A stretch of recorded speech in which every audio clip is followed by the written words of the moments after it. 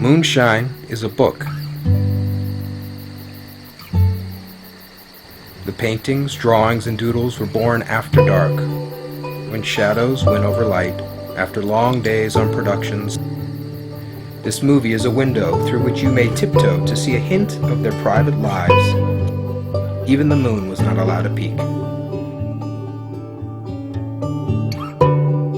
You're taking this and you're literally opening it and you're squeezing it on the painting and you're moving the paint around, especially if you're going thick.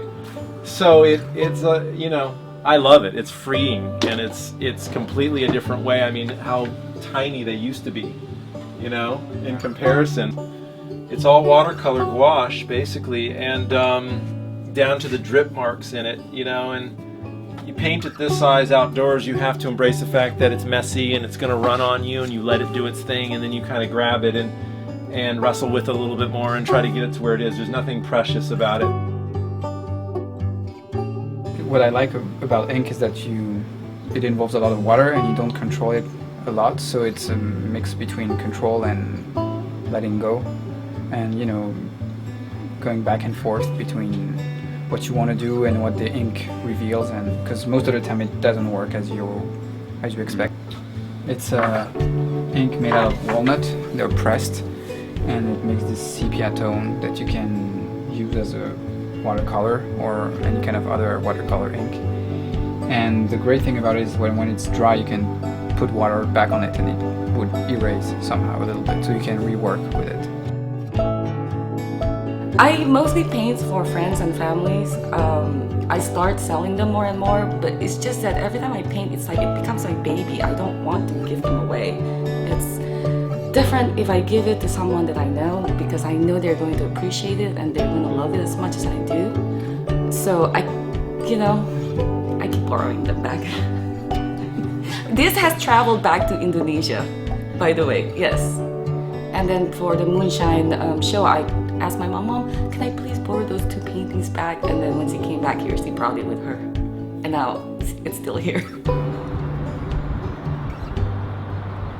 So this thing, the little book here and the couple pens I always carry. I carry to when I go to the DMV to register my car, and I have to wait for half an hour, I'll do a sketch. So I'm never bored, and I can always do something. I can always find some downtime and work.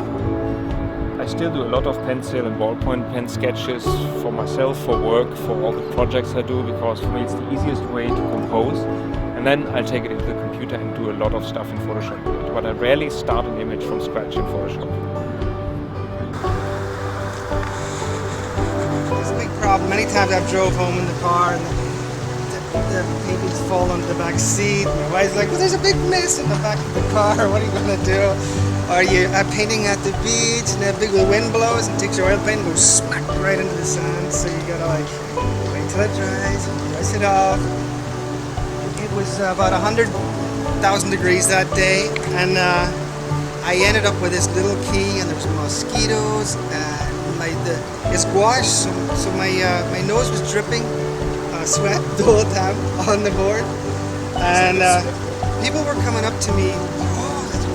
They'd never seen the Westerner before, and they were taking pictures around me, and it was pretty awesome. Me surrounded by monks, all every brush stroke was or you paint something wrong and it'll be like, oh. Every brush stroke. It's really the failures that you learn on, and then you get better and better, and the failures become less, and it's just it's always great to just keep painting, I did start traditionally for many years, for the simple reason that a number of years ago we did not have tools like we have now with the Cintiq and all that. But I didn't feel as comfortable as I did before, with the traditional tools. It was like drawing on plastic, so that bothered me. Finally one day I had a realization, like there was this celestial music and all that. And I thought, well, instead of drawing on plastic, that sounds really primitive. I took it like it was like ice skating. The old masters who knew how to simplify elegantly. Doing a portrait, doing a landscape, there's a lot of complexity there. The masterful ones had dead-on draftsmanship, but they knew how to simplify. So someone like John Singer Sargent, Franz Hals, especially Velázquez, those people knew how to take all of that complexity and put it down elegantly and make this simple statement, but with artistry. They're fantastic, and that's what we talk about with my students here. You know, when you're working from life, there's so much complexity that you have to organize. And so how do you find that simple, clear, beautiful statement with artistry? How do you pull that out of all the complexity? That's kind of my focus as a teacher, is teaching students to see it that way. It's an extraordinary inspiration for me for many, many years. Is the third floor of the Musée d'Orsay in Paris. And it is just simply the most beautiful collection.